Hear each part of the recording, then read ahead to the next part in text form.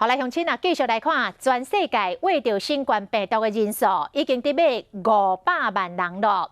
其中感染人数上济前3名，分别是美国、俄罗斯甲巴西。世界卫生组织嘛来公布上新的数字，敢若过去这24小时哦，全世界都超过10万人为着新冠病毒，结果来破纪录。啊，这礼拜疫情的重灾区已经刷到拉丁美洲的国家。欧美国家疫情是慢慢有较回落。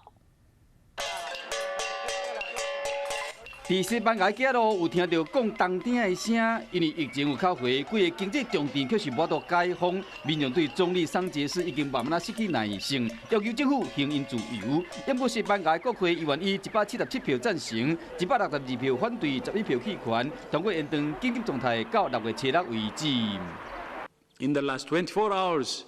There have been 106,000 cases reported to WHO, the most in a single day since the outbreak began.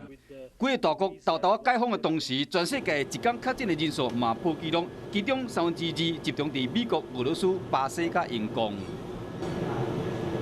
各国无用对抗疫情，嘛伫研究疫苗。俄罗斯升级公司宣称讲，因已经有一个进展啊。В случае оптимистического развития событий мы можем получить первые разрешительные документы. Я надеюсь, что где-то. 即卖疫情的热点已经转到中南美洲的国家，过去1礼拜内一天确诊的人数拢超过欧洲甲美国。伫疫苗上市进前，全世界的人拢爱较忍耐咧。